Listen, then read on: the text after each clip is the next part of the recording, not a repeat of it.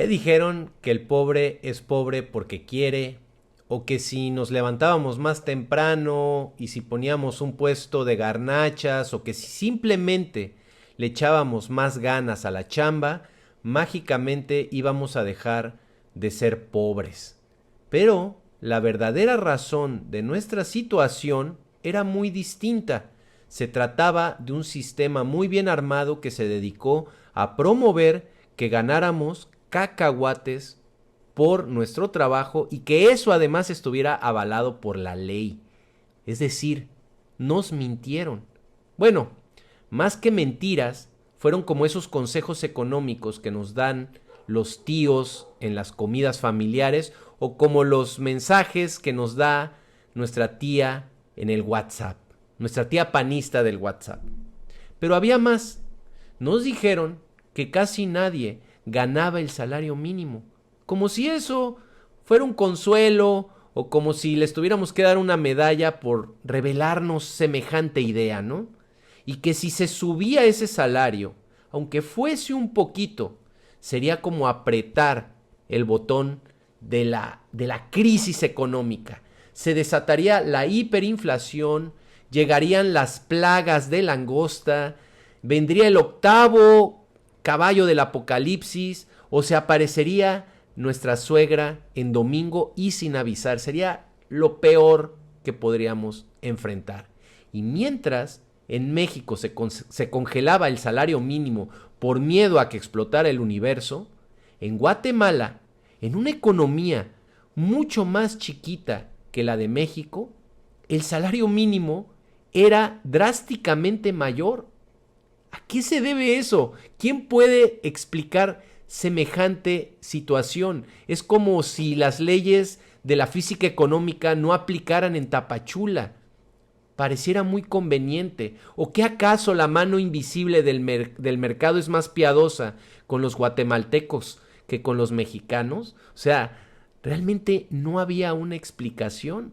Y nos dijeron además que solo un minúsculo grupo de iluminados, de expertos, con sus calculadoras mágicas y con sus gráficas incomprensibles, podían tomar solo ellos las decisiones económicas de nuestro país, pero que además nosotros, los ignorantes, los mortales comunes, pues teníamos que agachar la cabeza y aceptar que si ellos decían algo, nosotros no podíamos llevarles la contraria porque de hacerlo llevaríamos al país a la bancarrota, a la peor de las crisis, llegaría el chupacabras y nos devoraría, chuparíamos faros.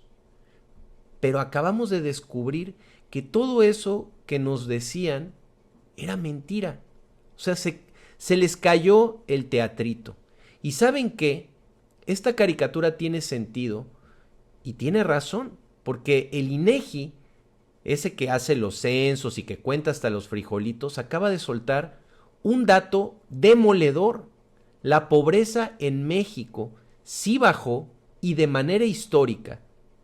Y la razón principal no fueron las transferencias sociales, no fue que le dieran dinero a los flojos, como dicen algunos, fue principalmente porque se aumentó el salario mínimo. Ese dato es tremendo y pega en el corazón de un sistema que nos engañó durante muchísimos años. ¿Y saben qué? El mundo no se acabó, no llegó la inflación galopante que nos prometieron, no quebraron las empresas y lo único que pasó es que hoy hay 13 millones de personas que dejaron de ser pobres. Pequeño detalle, pequeñísimo, solo 13 millones. Y esta mentira no nació de la nada. No fue un error de dedo mientras estaban tecleando en sus grandes computadoras. Fue una política de Estado cultivada, construida durante 36 años y que requirió de arquitectos que se encargaron de que esta mentira se difundiera de forma muy efectiva y eficiente. Ahí tenemos a Miguel de la Madrid, ese presidente gris, opaco, que en los años 80 le abrió las puertas de par en par al Fondo Monetario Internacional con el cuento de que el Estado era un papá despilfarrador e ineficiente. Luego llegó Carlos Salinas de Gortari con su solidaridad supuesta, el discípulo aventajado de los tecnócratas, a ponerle el acelerador a estas políticas de supuesta modernización, y con su ni los veo ni los oigo, que no era anécdota, era realmente un manual de operaciones, y vino a acrecentar toda esta situación. Después apareció un presidente muy sonriente, muy agradable, muy carismático, que se llamó Ernesto Zedillo, un tecnócrata que venía de escuela pública y que después le hizo todos los favores a los grandes empresarios de nuestro país, implementó el FOBAPROA y dijo: en este país las pérdidas las pagamos todos, pero las ganancias se las siguen llevando los banqueros. Y ni se les ocurra seguir pidiendo aumentos salariales, porque eso va a desestabilizar todo. No, hombre, un tipazo. Y bueno, luego vinieron Vicente Fox, el Coca-Colero, y Felipe Calderón con su manita firme, y ya no le movieron pero ni una coma a estas políticas. Se dedicaron a administrar el mito. 6 sexenios repitiendo el mismo mantra: confíen en nosotros los expertos, porque ustedes calladitos se ven más bonitos. Y si no, acuérdense que el pobre es pobre porque quiere. Y el remate, subir el salario, ¿qué creen? Sí funcionó. Y lo hicieron justamente aquellos que no debían opinar sobre economía. Lo hicieron los ignorantes. Esos ignorantes sacaron a 13 millones de mexicanos de la pobreza. Cosa menor.